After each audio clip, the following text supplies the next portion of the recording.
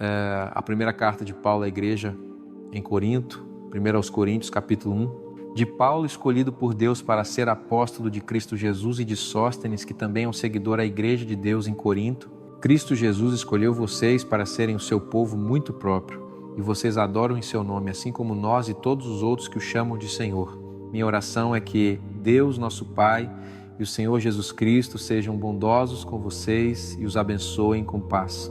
Eu nunca paro de agradecer ao meu Deus por ter sido bondoso o suficiente para dar a vocês Cristo Jesus, que os ajuda a falar e a entender tão bem. Agora vocês têm certeza de que tudo que contamos a vocês sobre nosso Senhor Jesus Cristo é verdade. Vocês não estão perdendo nenhuma bênção enquanto esperam por Ele retornar, e até o dia em que Cristo retornar, Ele os manterá completamente inocentes. Deus pode ser confiado, e Ele escolheu vocês para serem parceiros com seu Filho, nosso Senhor Jesus Cristo. Meus queridos amigos, como seguidor de nosso Senhor Jesus Cristo, eu suplico que vocês se deem bem uns com os outros. Não tomem partidos, sempre tentem concordar no que pensam. Várias pessoas da família de Chloe já me relataram que vocês continuam brigando uns com os outros. Elas disseram que alguns de vocês afirmam seguir a mim, enquanto outros afirmam seguir Apolo, ou Pedro, ou Cristo. Cristo foi dividido? Fui eu pregado na cruz por vocês? Vocês foram batizados em meu nome? Eu agradeço a Deus por não ter batizado nenhum de vocês, exceto Crispo e Gaio. Nenhum de vocês pode dizer que foi batizado em meu nome. Eu batizei sim a família de Estéfanas, mas não me lembro se batizei mais alguém. Cristo não me enviou para batizar, Ele me enviou para contar as boas novas, sem usar palavras grandes que fariam a cruz de Cristo perder seu poder. A mensagem sobre a cruz não faz nenhum sentido para as pessoas perdidas, mas para aqueles de nós que estamos sendo salvos, ela é o poder de Deus em ação. Como Deus diz nas Escrituras, eu destruirei a sabedoria de todos que afirmam ser sábios, eu confundirei aqueles que pensam que sabem tanto. O que aconteceu com aquelas pessoas sábias? O que aconteceu com aqueles especialistas nas Escrituras? O que aconteceu com os que pensam que têm todas as respostas? Deus não mostrou que a sabedoria deste mundo é tola? Deus foi sábio e decidiu não deixar que as pessoas deste mundo usassem sua sabedoria para aprender sobre Ele. Em vez disso, Deus escolheu salvar apenas aqueles que acreditam na mensagem tola que nós pregamos. Os judeus pedem milagres e os gregos querem algo que soe sábio, mas nós pregamos que Cristo foi pregado na cruz. A maioria dos judeus tem problemas com isso, e a maioria dos gentios acha que é tolice. A mensagem de Deus é poder e sabedoria para os judeus e os gregos que Ele escolheu. Mesmo quando Deus parece tolo, Ele é mais sábio do que todos os outros, e mesmo quando Deus parece fraco, Ele é mais forte do que todos os outros. Meus queridos amigos, lembrem-se de como vocês eram quando Deus os escolheu. As pessoas deste mundo não achavam que muitos de vocês eram sábios. Apenas poucos de vocês ocupavam lugares de poder, e não muitos vinham de famílias importantes. Mas Deus escolheu as coisas tolas deste mundo para envergonhar os sábios. Ele escolheu as coisas fracas deste mundo para envergonhar os poderosos. O que o mundo acha que é sem valor, inútil e nada mesmo, é exatamente o que Deus usou para destruir o que o mundo considera importante. Deus fez tudo isso para que ninguém pudesse se gabar diante dele. Vocês são filhos de Deus. Ele enviou Cristo Jesus para nos salvar e para nos tornar sábios, aceitáveis e santos. Portanto, se vocês quiserem se gabar, façam o que as Escrituras dizem e se gabem do Senhor. 1 aos Coríntios, capítulo 2. Amigos, quando vim e contei a vocês o mistério que Deus havia compartilhado conosco, eu não usei palavras grandes nem tentei soar sábio. Na verdade, enquanto estava com vocês, decidi falar apenas sobre Jesus Cristo que havia sido pregado na cruz. No começo eu estava fraco e tremendo de medo quando falava com vocês ou pregava. Eu não tentei provar nada soar sábio. Simplesmente deixei que o Espírito de Deus mostrasse seu poder. Assim, a fé de vocês seria por causa do poder de Deus e não por causa da sabedoria humana. Nós usamos sim sabedoria quando falamos com pessoas que são maduras na fé, mas não é a sabedoria deste mundo nem dos seus governantes, que logo vão desaparecer. Nós falamos da sabedoria escondida e misteriosa de Deus, que Ele decidiu usar para nossa glória muito antes do mundo começar. Os governantes deste mundo não sabiam nada sobre essa sabedoria. Se tivessem sabido, não teriam pregado o glorioso Senhor na cruz. mas é exatamente como as Escrituras dizem. O que Deus planejou para as pessoas que o amam é mais do que os olhos viram ou os ouvidos ouviram. Nunca nem entrou em nossas mentes. O Espírito de Deus mostrou a vocês tudo. Seu Espírito descobre tudo, até o que está bem profundo na mente de Deus. Você é o único que sabe o que está na sua própria mente. E o Espírito de Deus é o único que sabe o que está na mente de Deus. Mas Deus nos deu o seu Espírito. Por isso nós não pensamos do mesmo jeito que as pessoas deste mundo pensam. Também é por isso que podemos reconhecer as bênçãos que Deus nos deu. Cada palavra que falamos nos foi ensinada pelo Espírito de Deus, não pela sabedoria humana, e o mesmo Espírito nos ajuda a ensinar coisas espirituais para pessoas espirituais. Por isso, só quem tem o Espírito de Deus pode entender as bênçãos espirituais. Quem não tem o Espírito de Deus acha que essas bênçãos são tolas. As pessoas guiadas pelo Espírito podem fazer todo tipo de julgamentos, mas elas não podem ser julgadas pelos outros. As Escrituras perguntam: alguém já conheceu os pensamentos do Senhor ou lhe deu conselho? Mas nós entendemos o que Cristo está pensando. 1 aos Coríntios, capítulo 3. Meus amigos, vocês estão agindo como as pessoas deste mundo. Por isso eu não pude falar com vocês como pessoas espirituais. Vocês são como bebês no que diz respeito à fé em Cristo. Então eu tive que tratar vocês como bebês e dar leite a vocês. Vocês não podiam aceitar comida sólida. E ainda não podem, porque ainda não são espirituais. Vocês têm inveja e brigam uns com os outros. Isso prova que vocês não são espirituais e que estão agindo como as pessoas deste mundo. Alguns de vocês dizem que seguem a mim e outros afirmam seguir Apolo. Isso não é exatamente como as pessoas comuns se comportam? Apolo e eu somos apenas servos que ajudaram vocês a ter fé. Foi o Senhor quem fez tudo acontecer. Eu plantei a semente, Apolo as regou, mas Deus as fez brotar e crescer. O que importa não é quem plantou ou quem regou, mas Deus, que fez as plantas crescerem. Quem planta é tão importante quanto quem rega. Cada um será pago pelo que fizer. Apolo e eu trabalhamos juntos para Deus, e vocês são o jardim de Deus e o edifício de Deus. Deus foi bondoso e me permitiu tornar-me um construtor especialista. Eu coloquei o alicerce sobre o qual outros construíram, mas cada um de nós deve ter cuidado com o modo como constrói, porque Cristo é o único fundamento. Tudo o que construirmos sobre esse fundamento será testado pelo fogo no dia do julgamento. Então todos vão descobrir se usamos ouro, prata e pedras preciosas, ou madeira, feno e palha. Nós seremos recompensados se o nosso edifício ficar de pé, mas se ele for destruído pelo fogo, perderemos tudo. Mesmo assim, nós mesmos seremos salvos, como alguém que escapa das chamas. Todos vocês certamente sabem que são o templo de Deus e que o Espírito dele vive em vocês. Juntos vocês são o templo santo de Deus, e Deus destruirá qualquer um que destruir o seu templo. Não se enganem. Se algum de vocês acha que é sábio nas coisas deste mundo, terá que se tornar tolo antes de poder ser verdadeiramente sábio. Isso porque Deus considera a sabedoria deste mundo como tola. É exatamente como as Escrituras dizem. Deus pega os sábios quando eles tentam ser mais espertos do que ele. As Escrituras também dizem: o Senhor sabe que os planos feitos pelas pessoas sábias são inúteis. Portanto, parem de se gabar do que qualquer pessoa fez. Paulo, Apolo e Pedro, todos pertencem a vocês. Na verdade, tudo é de vocês, incluindo o mundo, a vida, a morte, o presente e o futuro. Tudo pertence a vocês, e vocês pertencem a Cristo, e Cristo pertence a Deus. 1 aos Coríntios, capítulo 4. Pensem em nós como servos de Cristo, que receberam o trabalho de explicar os caminhos misteriosos de Deus, e como o nosso primeiro dever é ser fiéis àquele para quem trabalhamos, não me importa se eu sou julgado por vocês ou até mesmo por um tribunal humano. Na verdade, eu nem me julgo, não sei de nada contra mim, mas isso não prova que eu esteja certo. O Senhor é meu juiz. Portanto, não julguem ninguém até que o Senhor venha. Ele mostrará o que está escondido na escuridão e o que está no coração de cada um.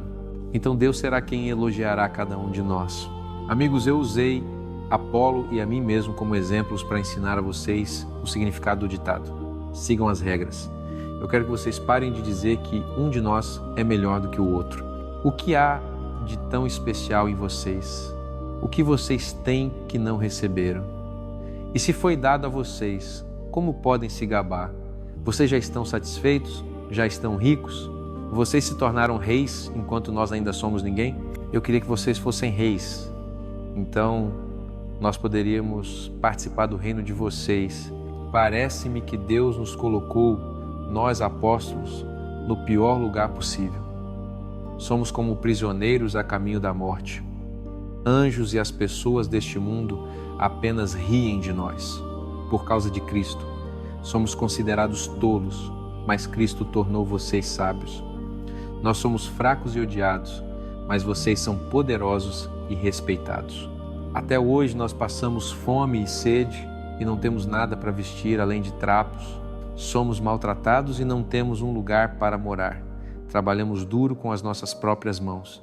E quando as pessoas nos abusam, desejamos o bem a elas. Quando sofremos, somos pacientes. Quando alguém nos amaldiçoa, respondemos com palavras bondosas. Até agora, somos considerados nada mais do que o lixo e o desperdício deste mundo. Eu não estou escrevendo para envergonhar vocês. Eu quero ajudar vocês, assim como os pais ajudam os seus próprios filhos queridos. 10.000 pessoas podem ensinar vocês sobre Cristo, mas eu sou o único pai de vocês.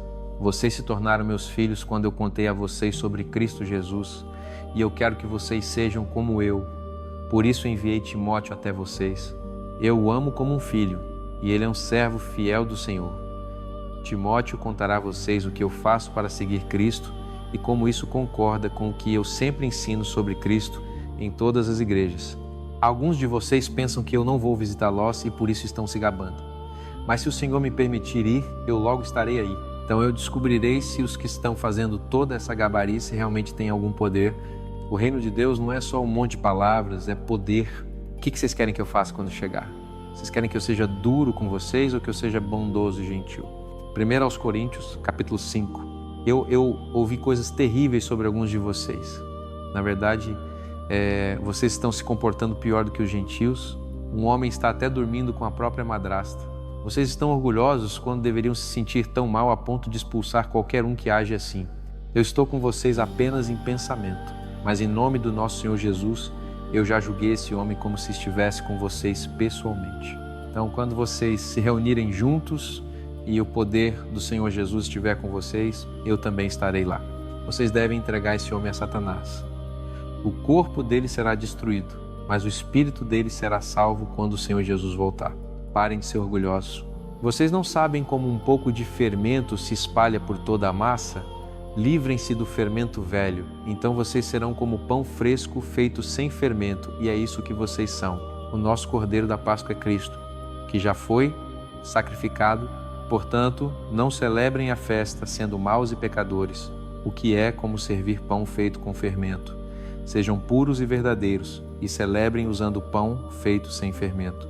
Na minha outra carta, eu disse a vocês para não terem nada a ver com pessoas imorais. Mas eu não estava falando das pessoas deste mundo.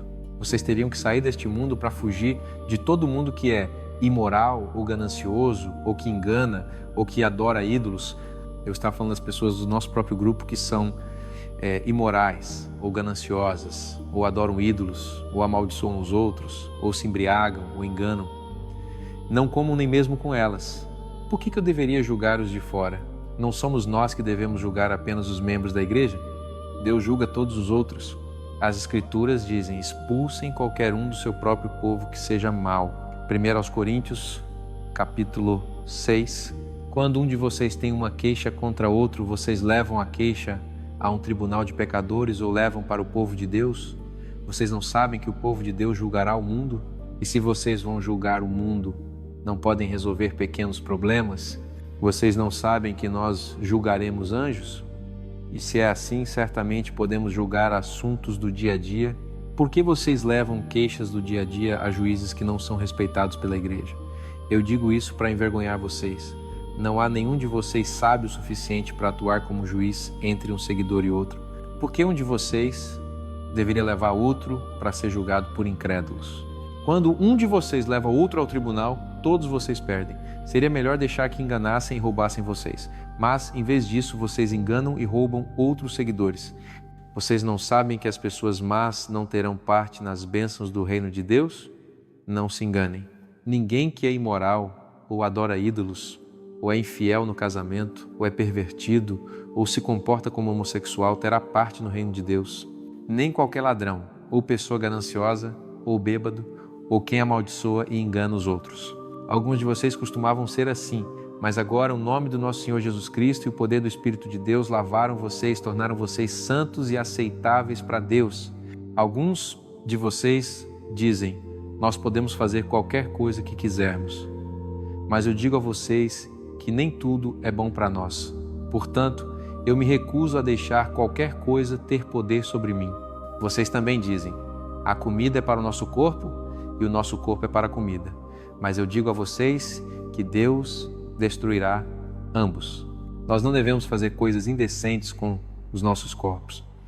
Devemos usá-los para o Senhor, que está no comando dos nossos corpos.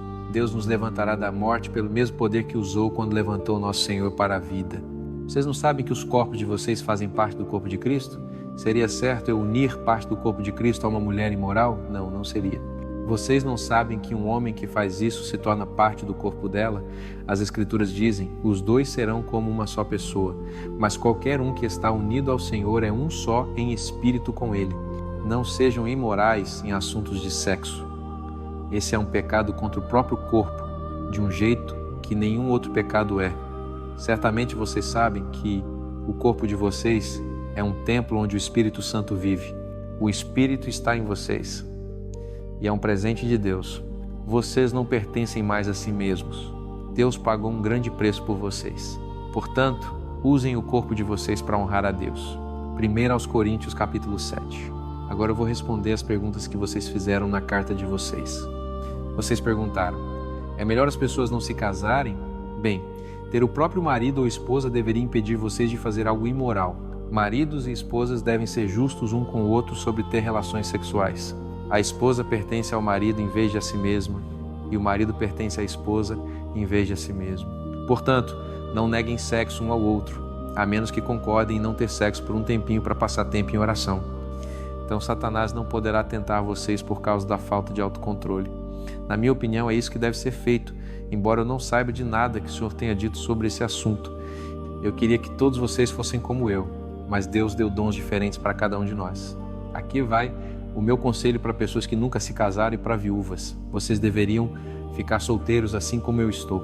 Mas se vocês não têm autocontrole suficiente, então vão em frente e se casem. Afinal, é melhor casar do que queimar de desejo. Eu instruo os casais a ficarem juntos e isso é exatamente o que o próprio Senhor ensinou. A esposa que deixa o marido deve ou ficar solteira ou voltar para o marido, e o marido não deve deixar a esposa. Eu não sei de mais nada que o Senhor tenha dito sobre casamento. Tudo o que posso fazer é dar o meu próprio conselho. Se a sua esposa não é seguidora do Senhor, mas está disposta a ficar com você, não se divorcie dela. Se o seu marido não é seguidor, mas está disposto a ficar com você, não se divorcie dele. O marido ou esposa que não é seguidor é tornado santo por ter você como companheiro. Isso também torna os filhos de vocês santos e os impede de serem impuros aos olhos de Deus. Se o seu marido ou esposa não é seguidor do Senhor e decide se divorciar de você, então você deve concordar com isso. Você não fica mais preso a essa pessoa. Afinal, Deus escolheu vocês e quer que vocês vivam em paz. E, além disso, como você sabe se vai conseguir salvar o seu marido ou esposa que é não seguidor? Em toda a igreja eu digo às pessoas que permaneçam como estavam quando o Senhor Jesus as escolheu e Deus as chamou para serem dele. Agora eu digo a mesma coisa a vocês. Se você já é circuncidado, não tente mudar isso. Se você não é circuncidado, não se circuncide. Ser circuncidado ou não ser circuncidado não é realmente o que importa. O importante é obedecer aos mandamentos de Deus. Portanto, não tentem mudar o que vocês eram quando Deus os escolheu. Você é escravo? Não deixe que isso o incomode. Mas se você pode conquistar a liberdade, deve fazê-lo. Quando o Senhor escolhe escravos, eles se tornam pessoas livres dele. Quando ele escolhe pessoas livres, elas se tornam escravos de Cristo. Deus pagou um grande preço por vocês, portanto, não se tornem escravos de ninguém mais. Permaneçam como estavam quando Deus os escolheu. Eu não sei de nada que o Senhor tenha dito sobre viúvas ou pessoas que nunca se casaram, mas eu vou dizer o que penso e vocês podem confiar em mim porque o Senhor me tratou com bondade. Estamos agora passando por tempos difíceis e eu acho que é melhor vocês permanecerem como estão. Se você é casado, permaneça casado. Se você não é casado, não tente se casar. Não é errado casar, mesmo se você nunca se casou antes, mas os que se casam terão muitos problemas e eu quero proteger vocês disso. Meus amigos, o que eu quero dizer é que o Senhor logo virá e não vai importar se vocês são casados ou não, será tudo a mesma coisa. Se vocês estão chorando ou rindo, ou se estão comprando ou estão completamente falidos, não fará diferença. Quanto bem vocês estão tirando deste mundo ou quanto gostam dele, não fará diferença. Este mundo, como nós o conhecemos, está agora passando. Eu quero que todos vocês estejam livres de preocupações. Um homem não casado se preocupa com como agradar o Senhor. Mas um homem casado tem mais preocupações. Ele deve se preocupar com as coisas deste mundo porque quer agradar a esposa. Então ele é puxado em duas direções. Mulheres não casadas e mulheres que nunca se casaram se preocupam apenas em agradar o Senhor e mantêm seus corpos e mentes puros. Mas uma mulher casada se preocupa com as coisas deste mundo porque quer agradar o marido. O que eu estou dizendo é para o bem de vocês. Eu quero ajudar vocês a viverem corretamente e a amar o Senhor acima de tudo. Mas suponha que você está noivo de alguém com idade suficiente para casar e você a deseja tanto que tudo o que consegue pensar é em se casar. Então vá em frente e case. Não há nada errado nisso. Mas é melhor ter autocontrole e decidir não se casar. É perfeitamente aceitável casar, mas é melhor não se casar de jeito nenhum. Uma esposa deve permanecer casada com o marido até que ele morra. Então ela está livre para casar novamente, mas apenas com um homem que é seguidor do Senhor. No entanto, eu acho que estou obedecendo ao Espírito de Deus quando digo que ela seria mais feliz se permanecesse solteira. 1 Coríntios, capítulo 8. Na carta de vocês me perguntaram sobre comida oferecida a ídolos. Todos nós sabemos algo sobre esse assunto, mas o conhecimento nos torna orgulhosos de nós mesmos, enquanto o amor nos torna úteis aos outros. Na verdade, pessoas que pensam que sabem tanto não sabem nada mesmo, mas Deus não tem dúvida sobre quem o ama. Mesmo que comida seja oferecida a ídolos, nós sabemos que nenhum dos ídolos neste mundo está vivo, afinal, há apenas um Deus. Muitas coisas no céu e na terra são chamadas de deuses e senhores, mas nenhum deles realmente é Deus ou Senhor. Nós temos apenas um Deus, e Ele é o Pai. Ele criou tudo, e nós vivemos para Ele. Jesus Cristo é o nosso único Senhor. Tudo foi feito por Ele, e por Ele a vida nos foi dada. Nem todo mundo sabe essas coisas. Na verdade, muitas pessoas cresceram acreditando que os ídolos têm vida neles, então quando comem carne oferecida a ídolos, ficam incomodados por uma consciência fraca, mas comida não nos aproxima mais de Deus. Não ficamos piores se não comermos, e não ficamos melhores se comermos. Não causem problemas para alguém com consciência fraca só porque vocês têm o direito de comer qualquer coisa. Vocês sabem tudo isso e por isso não os incomoda comer no templo de um ídolo. Mas suponha que uma pessoa com consciência fraca veja vocês e decida comer comida que foi oferecida a ídolos. Então o que vocês sabem destruiu alguém por quem Cristo morreu. Quando vocês pecam ferindo um seguidor com consciência fraca, pecam contra Cristo. Portanto, se eu ferir um dos seguidores do Senhor com o que como, nunca mais comerei carne enquanto viver. 1 Coríntios, capítulo 9, esse é o livro. Eu sou apóstolo. Eu vi o Senhor Jesus e levei vocês a terem fé nele. Outros podem pensar que eu não sou apóstolo, mas vocês são a prova de que eu sou apóstolo para vocês. Quando as pessoas me questionam, eu digo que Barnabé e eu temos o direito à nossa comida e bebida. Cada um de nós tem o direito de casar com uma das seguidoras do Senhor e levá-la conosco, exatamente como os outros apóstolos, os irmãos do Senhor e Pedro fazem. Somos nós os únicos que temos que nos sustentar trabalhando em outro emprego? Os soldados pagam o próprio salário? As pessoas que plantam uvas não comem um pouco do que cultivam? Os pastores não tiram leite das próprias cabras? Eu não estou dizendo isso por minha própria autoridade. A lei de Moisés nos diz para não colocar focinheira no boi quando ele está moendo o grão. Mas será que Deus estava preocupado apenas com um boi? Não, não estava. Ele estava falando de nós. E isso foi escrito nas Escrituras para que todos os que aram e todos os que moem o grão esperem compartilhar da colheita. Quando contamos a mensagem a vocês, foi como plantar semente espiritual. Portanto, temos o direito de aceitar coisas materiais como nossa colheita de vocês. Se outros têm o direito de fazer isso, nós temos um direito ainda maior. Mas não usamos esse direito nosso. Estamos dispostos a suportar qualquer coisa para não causar problemas à mensagem sobre Cristo. Vocês não sabem que as pessoas que trabalham no templo vivem do que é trazido ao templo? Vocês não sabem que a pessoa que serve no altar recebe parte do que é oferecido? Da mesma forma, o Senhor quer que todos os que pregam as boas novas vivam pregando essa mensagem. Mas eu nunca usei esses privilégios meus. E não estou escrevendo isso porque quero começar agora. Eu preferiria morrer do que alguém me roubar o direito de me orgulhar disso. Eu não tenho motivo para me gabar de pregar as boas novas. Pregar é algo que Deus me mandou fazer e se eu não fizer, estou condenado. Se eu prego porque quero, serei pago, mas mesmo se eu não quiser, ainda é algo que Deus me enviou para fazer. Que pagamento eu recebo é a chance de pregar as boas novas sem custo e não usar os privilégios que são meus porque sou pregador. Eu não sou escravo de ninguém, mas me tornei escravo de todos para que eu possa ganhar o maior número possível de pessoas. Quando estou com os judeus, vivo como judeu para ganhar judeus. Eles são regidos pela lei de Moisés, e eu não sou, mas vivo pela lei para ganhá-los. E quando estou com pessoas que não são regidas pela lei, esqueço a lei para ganhá-las. Claro que nunca esqueço realmente a lei de Deus, né? Na verdade, sou regido pela lei de Cristo. Quando estou com pessoas cuja fé é fraca, vivo como elas para ganhá-las. Eu faço tudo o que posso para ganhar todos os que eu puder. Eu faço tudo isso pelas boas novas porque quero compartilhar das suas bênçãos. Vocês sabem que muitos corredores entram em uma corrida e apenas um deles ganha o prêmio. Portanto, corram para vencer. Os atletas trabalham duro para ganhar uma coroa que não pode durar, mas nós fazemos isso por uma coroa que durará para sempre. Eu não corro sem um objetivo e não boxeo batendo os punhos no ar. Eu mantenho meu corpo sob controle e o torno meu escravo para não perder depois de contar aos 1 Coríntios capítulo 10. Amigos, eu quero lembrar vocês que todos os nossos antepassados caminharam debaixo da nuvem e passaram pelo mar. Isso foi como ser batizado e se tornar seguidores de Moisés. Todos eles também comeram o mesmo alimento espiritual e beberam a mesma bebida espiritual que fluía da rocha espiritual que os seguia. Aquela rocha era Cristo.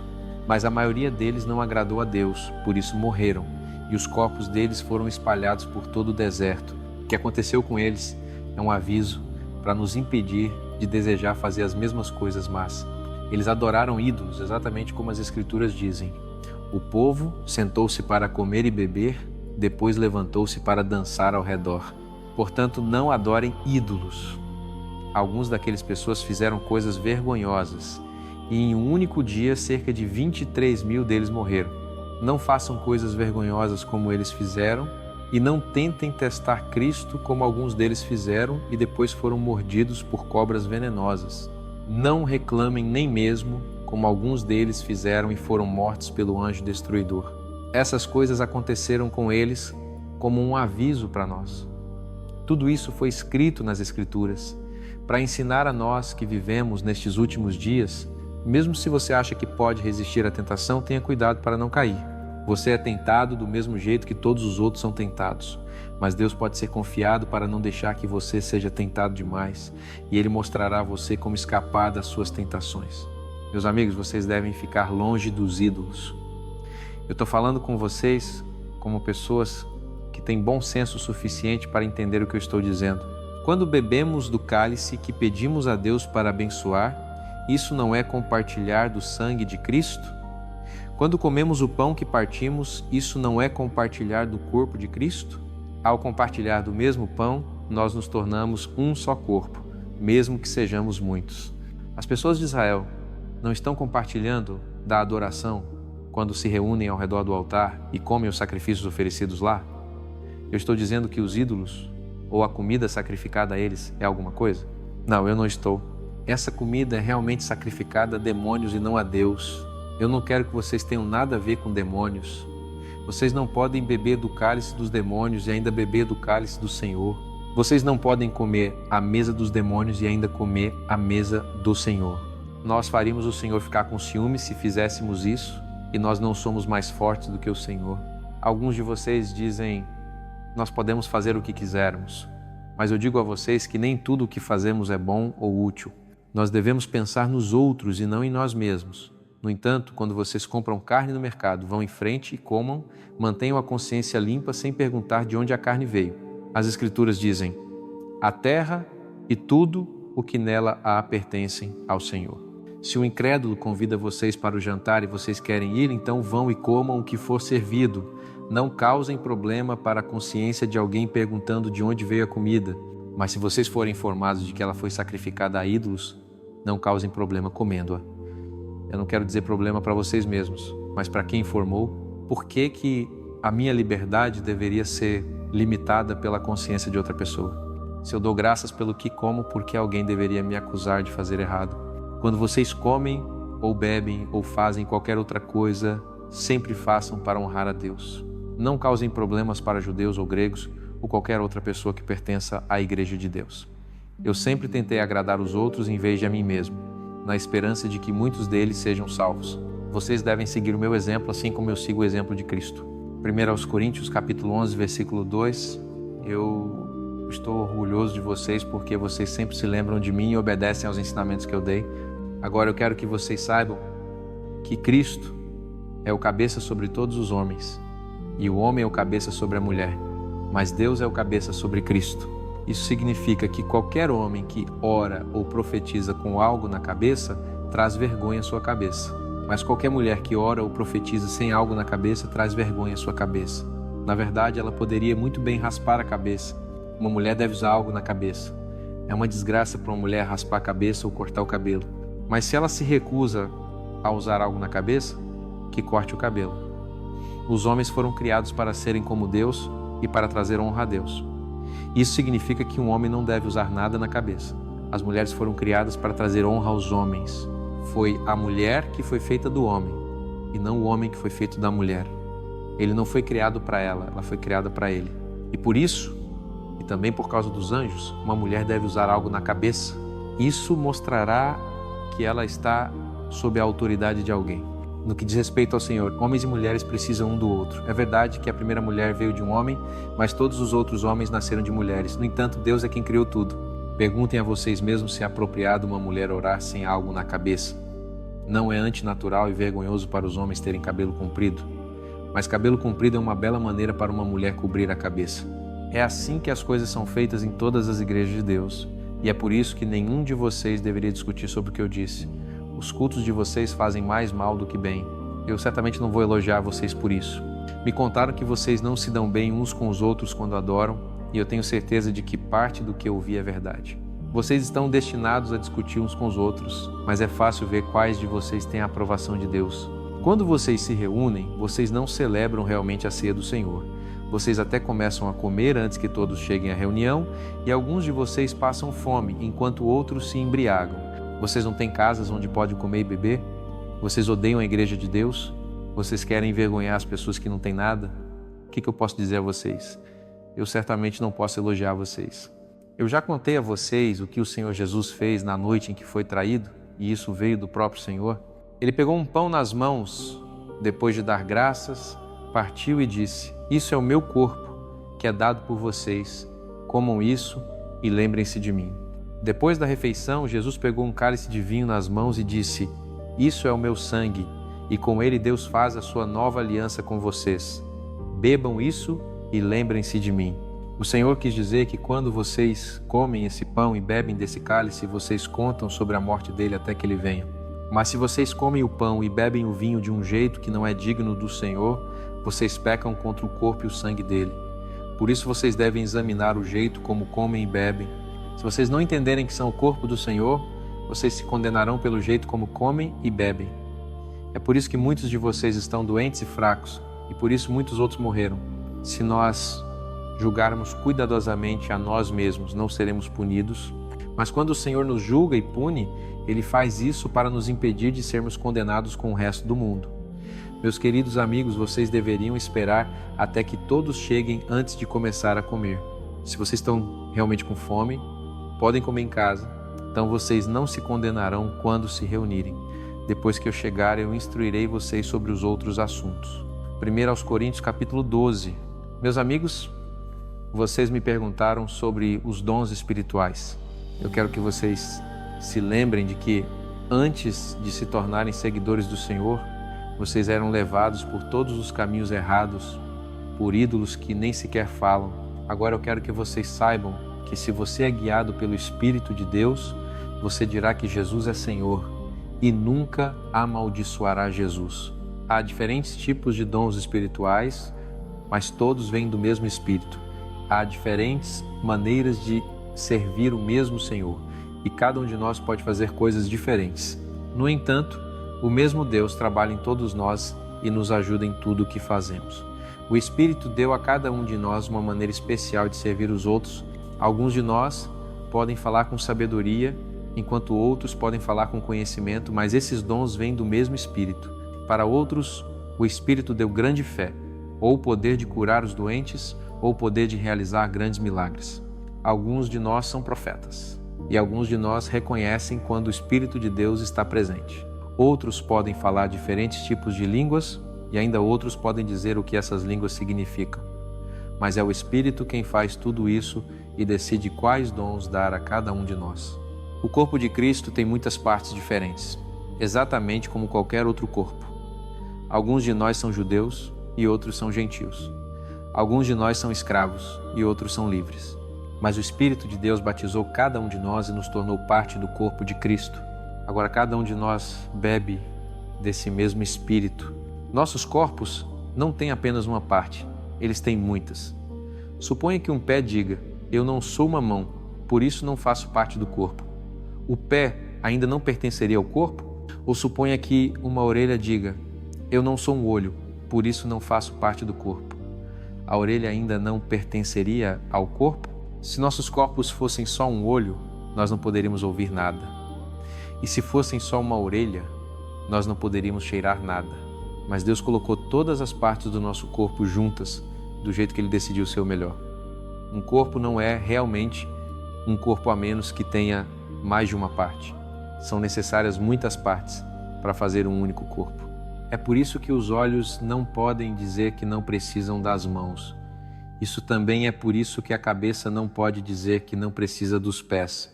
Na verdade, nós não podemos nos dar bem sem as partes do corpo que parecem ser as mais fracas.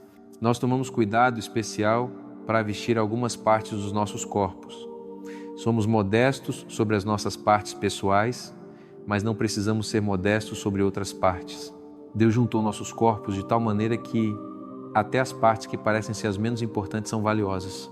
Ele fez isso para fazer todas as partes do corpo trabalharem juntas suavemente, com cada parte cuidando das outras. Se uma parte do nosso corpo dói, nós doemos por todo lado. Se uma parte do nosso corpo é honrada, o corpo todo ficará feliz. Juntos, vocês são o corpo de Cristo. Cada um de vocês é parte do corpo dele. Primeiro, Deus escolheu algumas pessoas para serem apóstolos, profetas e mestres para a igreja, mas Ele também escolheu algumas para realizar milagres, ou curar os doentes, ou ajudar os outros, ou ser líderes, ou falar diferentes tipos de línguas. Nem todo mundo é apóstolo, nem todo mundo é profeta, nem todo mundo é mestre, nem todo mundo pode realizar milagres, nem todo mundo pode curar os doentes, nem todo mundo pode falar diferentes tipos de línguas, nem todo mundo pode dizer o que essas línguas significam. Eu quero que vocês desejem os melhores dons, por isso eu vou mostrar a vocês um caminho muito melhor. 1 Coríntios, capítulo 13. E se eu pudesse falar todas as línguas dos humanos e dos anjos, se eu não amasse os outros, eu seria nada mais do que um gongo barulhento ou um símbolo que tilinta. E se eu pudesse profetizar e entender todos os segredos e todo o conhecimento, e se eu tivesse fé que movesse montanhas, eu seria nada menos que amasse os outros. E se eu desse tudo o que possuo e me deixasse ser queimado vivo, eu não ganharia nada a menos que amasse os outros. O amor é bondoso e paciente, nunca ciumento, presunçoso, orgulhoso ou rude. O amor não é egoísta, nem se irrita rápido. Ele não guarda registro dos erros que os outros fazem. O amor se alegra com a verdade, mas não com o mal. O amor é sempre apoiador, leal, esperançoso e confiante. O amor nunca falha. Todos que profetizam pararão, e línguas desconhecidas não serão mais faladas. Tudo o que sabemos será esquecido. Nós não sabemos tudo, e nossas profecias não são completas. Mas o que é perfeito um dia aparecerá, e o que não é perfeito, então desaparecerá. Quando éramos crianças, pensávamos e raciocinávamos como crianças. Mas quando crescemos, abandonamos os jeitos infantis. Agora, tudo que podemos ver de Deus é como uma imagem embaçada em um espelho. Mais tarde, nós o veremos face a face.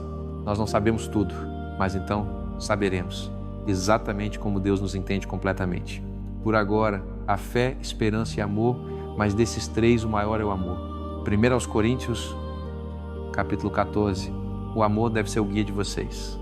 Sejam ansiosos para ter os dons que vêm do Espírito Santo, especialmente o dom de profecia.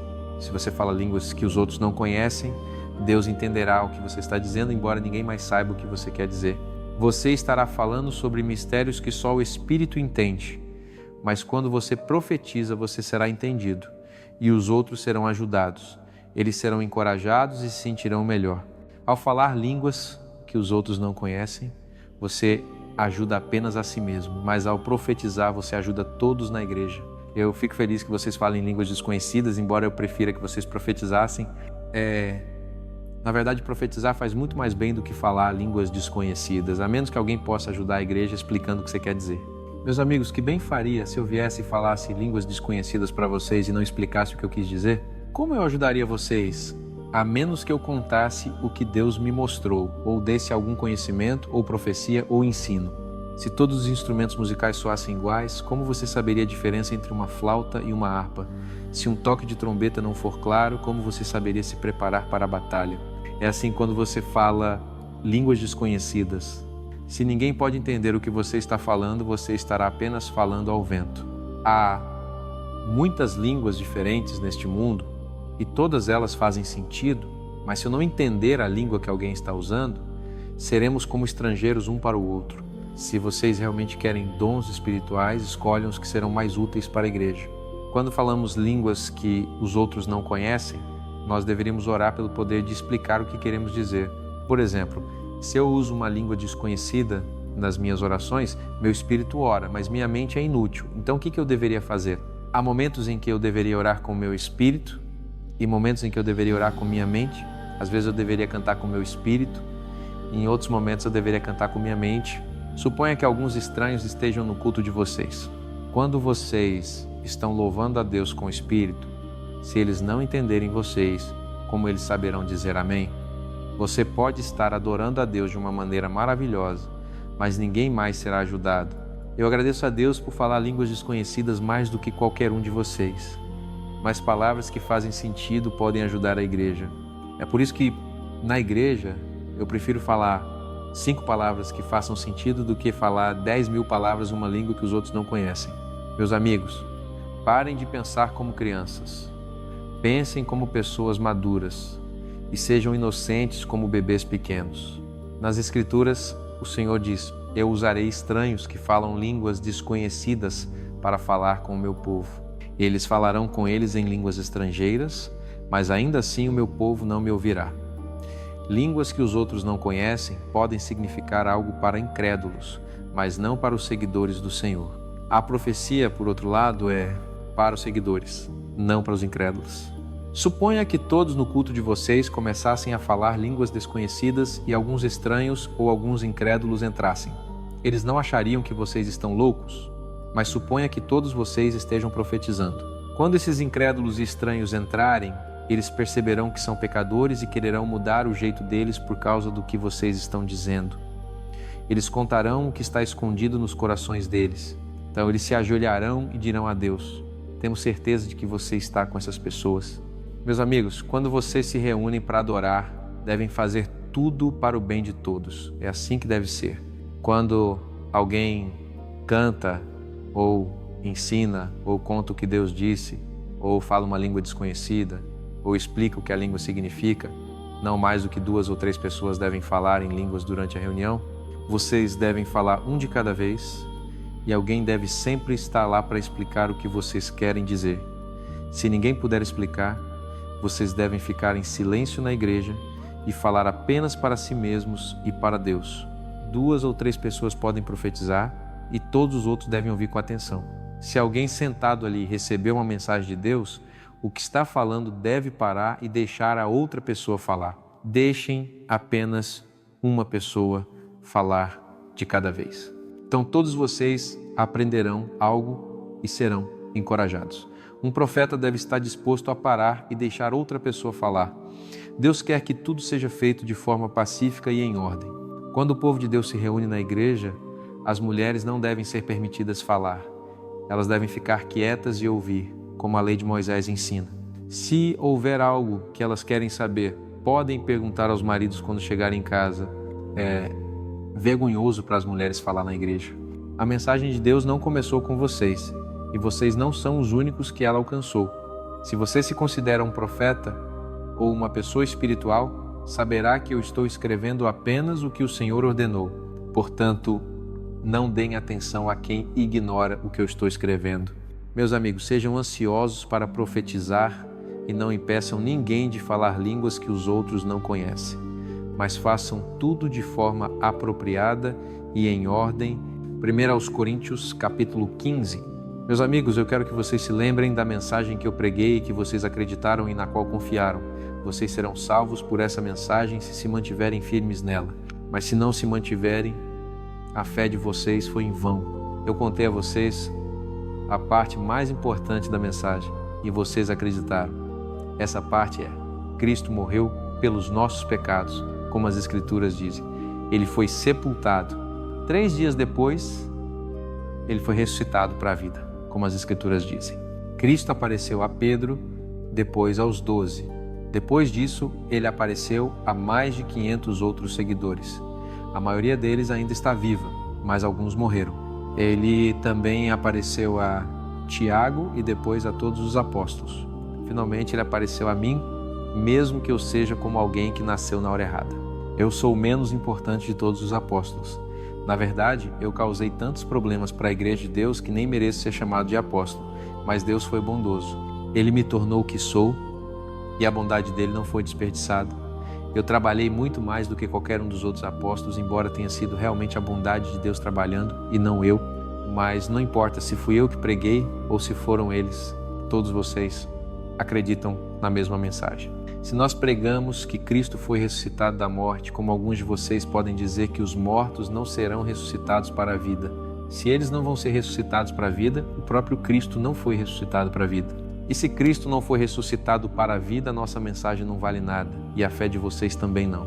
Se os mortos não vão ser ressuscitados para a vida, nós contamos mentiras sobre Deus ao dizer que Ele ressuscitou Cristo para a vida, quando na verdade não ressuscitou. Portanto, se os mortos não vão ser ressuscitados para a vida, Cristo não foi ressuscitado. A menos que Cristo tenha sido ressuscitado para a vida, a fé de vocês é inútil e vocês ainda estão vivendo nos pecados de vocês. E aquelas pessoas que morreram depois de colocar a fé nele estão completamente perdidas. Se a nossa esperança em Cristo é boa apenas para esta vida, nós estamos piores do que qualquer outra pessoa. Mas Cristo foi ressuscitado e Ele torna certo que os outros também serão ressuscitados para a vida. Assim como vamos morrer por causa de Adão, seremos ressuscitados para a vida por causa de Cristo. Adão trouxe a morte para todos nós e Cristo trará vida para todos nós. Mas cada um deve esperar a sua vez. Cristo foi o primeiro a ser ressuscitado para a vida. E o povo dele será ressuscitado para a vida quando ele voltar. Então, depois que Cristo destruir todos os poderes e forças, o fim virá e ele entregará o reino a Deus, o Pai. Cristo governará até colocar todos os inimigos dele sob seu poder e o último inimigo que ele destruirá será a morte. Quando as Escrituras dizem que ele colocará tudo sob seu poder, elas não incluem Deus. Foi Deus quem colocou tudo sob o poder de Cristo. Depois que tudo estiver sob o poder do Filho de Deus, ele se colocará sob o poder de Deus que colocou tudo sob o poder do Filho dele. Então Deus significará tudo para todos. Se os mortos não vão ser ressuscitados para a vida, o que farão as pessoas que estão sendo batizadas por eles? Por que estão sendo batizadas por aqueles mortos? E por que nós sempre arriscamos as nossas vidas e enfrentamos a morte todos os dias? O orgulho que eu tenho em vocês, por causa de Cristo Jesus, nosso Senhor, é o que me faz dizer isso. O que vocês acham que eu ganhei lutando contra animais selvagens em Éfeso, se os mortos não são ressuscitados para a vida? Vamos comer e beber, amanhã morremos. Não se enganem, amigos ruins destruirão vocês. Sejam sensatos e parem de pecar. Vocês deveriam se envergonhar que algumas pessoas ainda não conheçam Deus. Alguns de vocês perguntaram como os mortos serão ressuscitados para a vida. Que tipo de corpos eles terão? Não sejam tolos. Uma semente deve morrer antes de brotar do chão. Sementes de trigo e todas as outras sementes parecem diferentes dos brotos que surgem. Isso porque Deus dá a cada coisa o tipo de corpo que Ele quer que ela tenha. Pessoas, animais, pássaros e peixes são cada um feitos de carne, mas nenhum deles é igual. Tudo nos céus tem um corpo e tudo na terra também, mas cada um é muito diferente dos outros. O sol não é como a lua não é como as estrelas, e cada estrela é diferente. É assim que será quando os nossos corpos forem ressuscitados para a vida. Esses corpos morrerão, mas os corpos que forem ressuscitados viverão para sempre. Esses corpos feios e fracos se tornarão belos e fortes. Assim como temos corpos físicos, temos corpos espirituais, e os nossos corpos físicos serão transformados em corpos espirituais. O primeiro homem foi chamado Adão, e as Escrituras nos dizem que ele era uma pessoa viva. Mas Jesus, que pode ser chamado o último Adão, é um espírito que dá vida. Vemos que o que tem corpo espiritual não veio primeiro, ele veio depois do que tinha corpo físico. O primeiro homem foi feito do pó da terra, mas o segundo homem veio do céu. Todos na terra têm um corpo como o do que foi feito do pó da terra, e todos no céu têm um corpo como o do que veio do céu. Assim como somos como o que foi feito da terra, seremos como o que veio do céu. Meus amigos, eu quero que vocês saibam que os nossos corpos de carne e sangue vão apodrecer. Isso significa que eles não podem participar do reino de Deus, que dura para sempre. Eu vou explicar um mistério para vocês. Nem todos nós vamos morrer, mas todos seremos transformados. Vai acontecer de repente, mais rápido do que um piscar de olhos, ao som da última trombeta. Os mortos serão ressuscitados e todos nós seremos transformados para nunca mais morrer.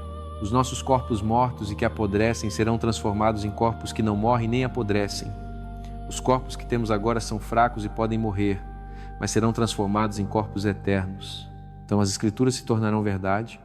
A morte perdeu a batalha. Onde está a vitória dela? Onde está o aguilhão dela? O pecado é o que dá à morte o seu aguilhão, e a lei é o poder por trás do pecado. Mas graças a Deus por deixar o nosso Senhor Jesus Cristo nos dar a vitória. Meus queridos amigos, fiquem firmes e não se abalem. Sempre continuem ocupados trabalhando para o Senhor. Vocês sabem que tudo que fazem para Ele vale a pena. 1 aos Coríntios, capítulo 16. Quando vocês coletarem dinheiro para o povo de Deus, eu quero que façam exatamente o que eu disse às igrejas na Galácia para fazerem. Isso é, cada domingo, cada um de vocês deve separar parte do que ganhou. Se fizerem isso, não terão que fazer uma coleta quando eu chegar. Escolham alguns seguidores para levar o dinheiro a Jerusalém. Eu os enviarei com o dinheiro e com cartas que mostram que vocês aprovam eles. Se vocês acharem que eu devo ir junto, eles podem ir comigo. Depois de passar pela Macedônia, eu espero ver vocês e visitar vocês por um tempo. Talvez eu fique até o inverno inteiro, para que vocês possam me ajudar no caminho para onde eu for em seguida. Se o Senhor permitir, eu prefiro vir mais tarde para uma visita mais longa do que parar agora só por uma visita curta. Eu ficarei em Éfeso até Pentecostes, porque há uma oportunidade maravilhosa para eu fazer algum trabalho aqui, mas também há muitas pessoas que são contra mim. Quando Timóteo chegar, deem a ele uma recepção amigável. Ele está fazendo o trabalho do Senhor, exatamente como eu. Não deixem ninguém maltratá-lo. Eu estou esperando que ele volte para mim junto com os outros seguidores. Portanto, quando ele partir, mandem ele embora com as bênçãos de vocês. Eu me esforcei muito para convencer o nosso amigo Apolo a visitar vocês com os outros seguidores. Ele não quer vir agora, mas virá quando puder. Fiquem alertas. Sejam firmes na fé de vocês. Sejam corajosos e fortes. Mostrem amor em tudo o que fizerem. Vocês sabem que Estéfanas e a família dele foram os primeiros na Caia a terem fé no Senhor. Eles fizeram tudo o que puderam pelo povo de Deus. Meus amigos, eu peço que obedeçam a líderes como eles e façam o mesmo por todos os outros que trabalham duro com vocês. Eu fiquei feliz em ver Estéfanas, Fortunato e Acaico. Tê-los aqui foi como ter vocês. Eles me fizeram sentir muito melhor, exatamente como fizeram vocês se sentirem melhor. Vocês deveriam valorizar pessoas como eles. Saudações das igrejas na Ásia. Áquila e Priscila, juntamente com a igreja que se reúne na casa deles, mandam saudações no nome do Senhor. Todos os seguidores do Senhor mandam saudações. Deem um ao outro uma saudação calorosa. Eu estou assinando esta carta, eu mesmo, Paulo. Eu oro para que Deus coloque uma maldição sobre todo mundo que não ama o Senhor e que o Senhor venha logo. Eu oro para que o Senhor Jesus seja bondoso com vocês. Eu amo todos que pertencem a Cristo Jesus. Amém.